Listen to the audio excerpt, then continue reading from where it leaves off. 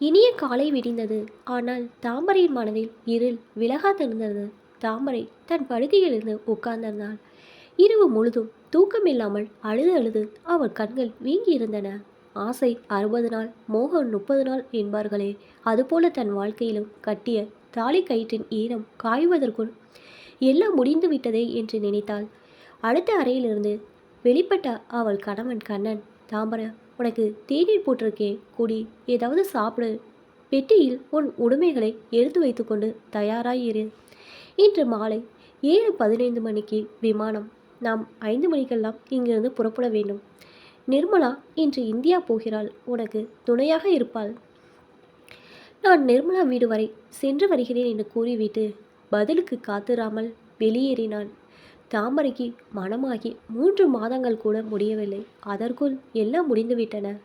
முந்தைய நாள் கண்ணன் அவளிடம் பேசியவற்றை நினைத்து பார்த்தாள். எவ்வளோ பெரிய விஷயத்தை மிக சாதாரணமாக நிதானத்துடன் எப்படி அவரால் பேச முடிந்தது?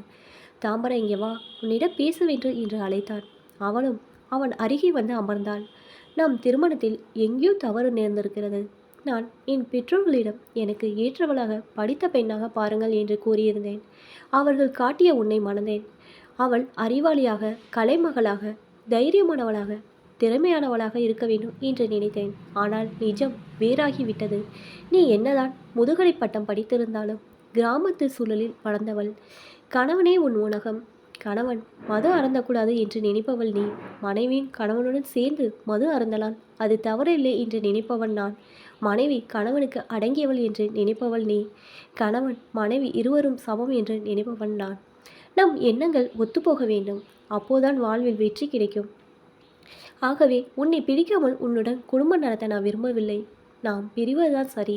நாளை நீ ஊருக்கு புறப்பட தயாராயிரு. ரிட்டர்ன் டிக்கெட் இன்னும் காலாவதி ஆகவில்லை. நான் ஃப்ளைட் கன்ஃபார்ம் செய்கிறேன் என்று கூறிவிட்டு அவளை உற்று பார்த்தான். அவள் கண்களிலிருந்து நீர் ஆராய் ஓடிக்கொண்டிருந்தது. நான் உங்களை விருப்பப்படி எல்லாம் மாற்றிக்கொள்கிறேன் அத்தான். நான் ஏதேனும் தவறு செய்திருந்தால் மன்னித்து விடுங்கள் அத்தான். நாம் பிரிவோன் என்று மட்டும் கூறாதீர்கள். என்னை தயவு செய்து இந்தியா அனுப்பாதீர்கள் என்று விம்மிக் கொண்டே கெஞ்சினாள். நீ எந்த தவறு செய்யவில்லை. நீ ஒரு அழகான அடக்கமான குடும்ப பெண். ஆனால் எனக்கு பொருத்தமானவளா? எனக்கு தகுதியானவளா? அந்த தகுதிகள் உன்னிடம் இல்லை. உன்னை பிடிக்காமல் உன்னிடம் போலி வாழ்க்கை நடத்த எனக்கு உடன்பாடு இல்லை. ஆகவே நீ இந்தியா செல். மேலும் உன் திறமைகளை வளர்த்துக்கொள். நான் என் ப்ராஜெக்டை முடித்துக்கொண்டு இந்தியா வந்து உன்னை அழைத்து வருகிறேன். அவனின் இந்த பதிலை அவள் சம்மதிக்க வைக்க அவன் கூறியது போல தோன்றினாலும் அவள் அவனை நம்பினாள், அமைதியானாள். கடந்த 3 மாதங்களில் அவள் வாழ்க்கையில் நடந்த நிகழ்ச்சி அவளுக்குள் உள்ளா வந்தன. கண்ணன் அவள் விரும்பாமல் அவளை ஒரு நாள் தீண்டியதில்லை. திருமண நாள் அன்று கூட அவள் அவனை நமஸ்காரம் செய்தாள். அப்போது அவன், தாமரை, இதெல்லாம் எனக்கு பிடிக்காது. நீ எனக்கு அடிமை இல்லை. கல்லானாலும் கணவன், புல்லானாலும் புருஷன் என்பதெல்லாம் பொய். பரஸ்பரம் ஒருவர் மற்றவர் உணர்வுகளை புரிந்து கொள்வதுதான் முக்கியம். திருமண சடங்குகள் மிகவும் களைத்திருக்கிற, போய் தூங்கு என்று கூறிவிட்டான். பின் தேர்நிலவுக்கு கொடைக்கானல் போய் வந்தார்கள். அவளின் உணர்வுகளை அவன் மதிப்பது அவளுக்கு மிகவும் பிடித்திருந்தது. எல்லாம் தான் செய்த பாக்கியமே என்று கருதினாள். திருமணத்திற்கு வந்தவர்கள் அவள் அதிர்ஷ்டசாலி, வெளிநாட்டு மாப்பிளை கட்டியிருக்கிறாள் என்றார்கள். ஆனால் இப்போது நல்ல வாழ்வு கிடைத்தும் அதனை தக்க வைத்துக் கொள்ள தெரியாமல் அதிர்ஷ்ட கட்டையாகி விட்டேனே இன்று வருந்தி திருமண விடுப்பு முடிந்து இருவர் சிங்கப்பூர் புறப்படும் போது வழியனுப்ப வந்த அவள் பெற்றோர் கணவனின் மனது கோணாமல் நடந்து கொள்ளுமா என்று கூறிய அறிவுர்கள் அவள் ஞாபகத்திற்கு வந்தன. இப்போது இவள் மட்டுமே தனியாக போனாள். என்னடி திரும்பி வந்து விட்டாய் என்று கேட்டாள். என்ன சொல்லி சமாளிப்பது என்று குழம்பினாள் தாமரை. இந்த சிங்கப்பூரில் கண்ணனை தவிர அவளுக்கு இன்று யார் இருக்கிறார்கள்? எல்லாவற்றையும் தனக்குள் அசை போட்டுக் கொள்வதை தவிர வேறு வழி இல்லை அவளுக்கு. கணவன் மீது அவளுக்கு சிறிது கோபமில்லை. எல்லாவற்றுக்கும் தான் காரணம் என்று கற்பித்து கொண்டாள். மீண்டும் மீண்டும் என்ன அலைகள் அவளுக்குள் ஆர்ப்பரிக்க ஆரம்பித்தன. அவர் என்னை நன்றாக தான் கவனித்து கொண்டார். நான் தான் அவருக்கு ஏற்ற மனைவியாக நடந்து கொள்ள தவறிவிட்டேன். அவர் அந்த அலுவலக நண்பர்கள் கலந்து கொண்ட விருந்தின் போது அவர் ஆசையாக வாங்கி தந்த குதி வைத்த செருப்பை அணிந்து கொண்டு நடக்க தெரியாமல் நடந்து கால் இடறி கீழே விழுந்து, அவருக்கு எவ்வளோ அவமானமாய் இருந்திருக்கும். எல்லோரும் என்னை கண்ணன் உங்கள் மனைவி பேச மாட்டாங்களா என் கேட்டபோது அவர் எவ்வளோ வருத்தப்பட்டிருப்பார். நான் படித்து என்ன புண்ணியம், எல்லாரையும் போல ஆங்கிலத்தை சரமாக பேச வரலையே. ஒரு நாள் அவர் மீது மதுவாடை அடித்தபோது நான் சும்மா இருந்திருக்க வேண்டும். ஏன் குளித்திருக்க என்று அவரிடம் சண்டை போட்டிருக்க கூடாது.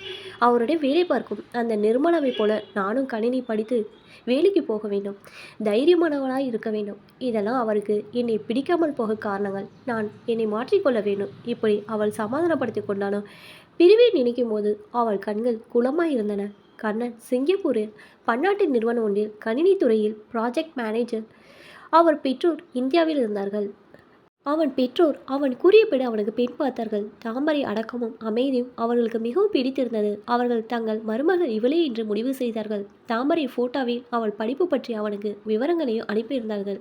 கண்ணனுக்கு பிடித்திருந்தது. கல்யாணம் நிச்சயம் ஆகியது. கண்ணன் 2 வார விடுப்பில் இந்தியா வந்து தாமரை மனது சிங்கப்பூர் திரும்பியிருந்தான். தாமரைக்கு பெற்றோரை பிரிந்து வந்த துயர வாட்டினாலும் தன் கணவனே தனக்கு எல்லாம் என்று நினைத்து கொண்டாள். அவனை நன்கு கவனித்துக் கொள்ள வேண்டும் என்று நினைத்தாள். ஆனால் கண்ணனோ அவளோடு பட்டும் படாமலே இருந்து வந்தான். அவளோடு பேச நேரும்போது நீ என்ன நினைக்கிறாய், உன் கருத்து என்ன என்று கேட்பான். அவளோ உங்கள் கருத்து தான் என் கருத்து என்று கூறிவிடுவாள். அவனுக்கு ஏமாற்றமாக இருக்கும். அவளின் கட்டுப்பெட்டித்தனம் வெளிப்படுத்தும் போதெல்லாம் நீ எல்லாவற்றுக்கும் என்னையே சார்ந்திருக்கக்கூடாது, சுதந்திரமாக இரு, உன்னை சுருக்கி கொள்ளாதே என்பான். அவளும் மாறிவிடுகிறேன் என்பாள். ஆனால் மீண்டும் அவனே அவளுக்கு எல்லாமாகி விடுவான். இந்த நேரத்தில் தான் அவன் அலுவலகத்தில் நிர்மலா என்ற பெண் தற்காலிக பணியில் இவனுக்கு உதவியாக பணியாற்ற நியமிக்கப்பட்டிருந்தாள். அவள் இந்தியாவிலிருந்து வந்திருந்தாள். நிர்மலாவின் நேர்த்தியான அழகிலும் அறிவிலும் கண்ணன் நெகிழ்ந்து போனான். அவளோடு வேலை செய்வதில் நேரம் போவதை மறந்தான். வீட்டிலும் நிர்மலாவை பற்றியே சொல்லுவான். நிர்மலாவை பார், தனியாக சிங்கப்பூர் வந்து பணிபுரிகிறாள். உன்னையும் பார், இங்கே இருக்கிற மார்க்கெட் போய் வரக்கூட உனக்கு துணை வேண்டியிருக்கிறது என்று சொல்வான். கண்ணன் அலுவலகத்தில் காஃபி இடைவேளை நேரங்களிலும் உணவு இடைவேளையின் போதும் நிர்மலாவுடனேயே சுற்றினான். அவளுடன் பேசிக்கொண்டிருப்பது அவனுக்கு பிடித்திருந்தது. அவனின் முற்போக்கு கருத்துக்களை அவளிடம் கூறுவான். அவளும் சில நேரங்களில் அவனை ஆமோதித்து பேசுவாள், சில நேரங்களில் அவனை மறுத்து பேசுவாள். அவன் மனைவி பற்றி ஏதாவது ஆரம்பித்தால் மழுப்பலாய் நழுவி விடுவான். நிர்மலா இன்னும் மனமாகாதவள். அவன் மனம் நிர்மலாவையும் தாமரையும் எடை போட்டு பார்த்தது. இருவருக்கு ஏணி வைத்தாலும் எட்டாது என்று நினைத்தது. நிர்மலா தன் மனைவியாக இருந்திருக்க கூடாதா என்று அவன் மனம் ஏங்கியது. நிர்மலா ஒரு வரையறுக்குள் நட்பாகத்தான் அவனுடன் பழகினாள். ஆனாலும் அவன் மன ஓட்டங்கள் அவளால் லேசு பாசாக உணர முடிந்தது. கண்ணன் தன் மனைவியை வெறுக்கிறானோ, அதற்கு தான் ஒரு காரணமாக இருக்கக்கூடுமோ என்ற சந்தேகம் அவளுக்குள் வந்தது. நிர்மலா இந்தியா புறப்பட ஆயத்தமாகி கொண்டிருந்தாள். அவளின் அலுவலக வேலைகள் முந்தைய நாளே முடிவடைந்திருந்தன. எல்லாரிடம் விடை பெற்று கொண்டாகிவிட்டது. ஷாப்பிங் வேலைகள் ஓரளவுக்கு முடிந்துவிட்டன. இன்னும் வாங்க வேண்டிய பொருட்களின் பட்டியலை சரிபார்க்க துவங்கினாள். கதவு தட்டும் ஓசை கேட்டது. கண்ணனாக தான் இருக்கும். ஏதோ நேரில் பேச வேண்டும் என்று சொன்னார். நினைத்து கொண்டே கதவை திறந்தாள். கண்ணனே தான். வாங்க கண்ணன் என்று வரவேற்று உபசரித்தாள். சோஃபாவில் உட்கார்ந்திருந்த கண்ணன் தன்னை ஆசுவாசப்படுத்தி கொண்டு சொன்னான். நிர்மலா, தாமரை உன்னுடன் வருகிறாள். அவன் முகம் குழப்பமாய் இருப்பதை அறிந்தாள் நிர்மலா. எங்கே வருகிறாள்? இந்தியா. என்ன திடீர் பயணம்? ஒன்றுமில்ல, சும்மாதான் மழுப்பினான் கண்ணன். இல்லை, சொல்லுங்கள், ஏதாவது பிரச்சனையா? எப்படி உனக்கு தெரியும்? தாமரை ஏதாவது சொன்னாளா? கண்ணன், இல்லை, நானாக தான் கேட்கிறேன். நிர்மலாவின் சந்தேகம் ஊர்ஜிதமாகியது. ஆம் என்று மென்று விளங்கினான் கண்ணன். நான் தங்களின் குடும்ப விஷயத்தில் தலையிடுவதற்கு மன்னிக்கவும். என்னிடம் சொல்லலாம் என்றால் சொல்லுங்கள். என்ன பிரச்சனை கேட்டாள் நிர்மலா. நாங்கள் பிரிய வேண்டும். என்னால் போலியாக வாழ தெரியவில்லை. அவள் எனக்கு ஏற்றவளாய் இல்லை. நான் கண்ட லட்சிய மனைவி வேறு. அவளுக்கு அந்த தகுதிகள் இல்லை. எப்படி என்னால் ஏற்றுக்கொள்ள முடியும் என்றான் கண்ணன். என்ன தவறு செய்துவிட்டாள் தாமரை? அவளுக்கு என்ன தகுதிகள் இல்லை? இல்லை, அவள் ஏதோ தவறு செய்யவில்லை. நான் கண்ட லட்சிய மனைவி நிர்மலா. ஆனால் தாமரையோ அடக்கமான குடும்பத்து பெண். அவளையே உற்று நோக்கினான் கண்ணன். நிர்மலாவிற்கு கண்ணன் எந்த எண்ண ஓட்டத்தில் இருக்கிறான் என்பது புரிந்தது.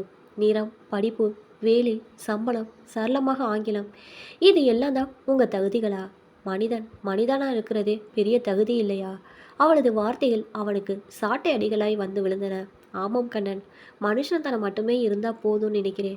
வேறு எல்லாத்தையும் தெரிஞ்சு இது தெரியாமல் போனால் என்ன லாபம்? உங்கள் மனைவி தாமரை உங்களை மாதிரி வெளி உலக சாமர்த்தியம் இல்லாமல் இருக்கலாம். ஆனால் அவங்களுக்கு உங்கள் மேலே அன்பு இருக்குது. வேறு என்ன வேணும் உங்களுக்கு? அந்த குறைவில்லா அன்பையும் மனுஷ உறவுகளையும் விட மற்றதெல்லாம் பெருசாக என்ன? நீங்கள் என்ன நேர்முக தேர்வு நடத்து மனைவிங்கிற வேலைக்கு ஆளை எடுக்கிறீங்களா? எல்லாத்தையும் தெரிஞ்சுக்க நினைக்கிறது தப்பு இல்லை, தெரியாமல் இருக்கிறதும் தப்பு இல்லை. என்ன தகுதி? நமக்கு யார் கூடவும் சந்தோஷமாக இருக்க தெரியணும், எப்போ சந்தோஷமாக இருக்க தெரியணும், அதான் தகுதி. மூஞ்சிலேயும் மனசுலேயும் சிரிப்பு வந்துட்டா சந்தோஷத்துக்கு ஒரு குறைச்சலே இல்லை கண்ணன். உங்கள் புத்திசாலத்தனத்தை நுழைந்து எல்லாரும் துருவி பார்க்கக்கூடாது. ஒவ்வொருத்தரையும் அப்படியே ஏற்றுக்கணும், நிறை குறையோடு தான் ஏற்றுக்கணும். நீங்களும் சந்தோஷமாக இருக்கணும், அவங்களும் சந்தோஷமாக வச்சுக்க தெரியணும். உங்கள் புத்திசாலித்தனத்தை அங்கே காமிக்கணும். நிர்மலா பேசிக்கொண்டே போனால் அந்த பெண் உங்கள் மீனை வச்சிருக்க அப்பழுக்கு இல்லாத அன்பு தான் மிகப்பெரிய தகுதி, முடித்தார் நிர்மலா. கண்ணன் ஒன்றும் கூறாமல் புறப்பட்டான். அவசரமாக அன்று மாலை சாங்கி விமான நிலையத்தில் கண்ணனும் தாமரை சிரித்த முகத்தோடு வழி அனுப்பினர். நிர்மலா மனநெறிவுடன் விடைபெற்றாள்.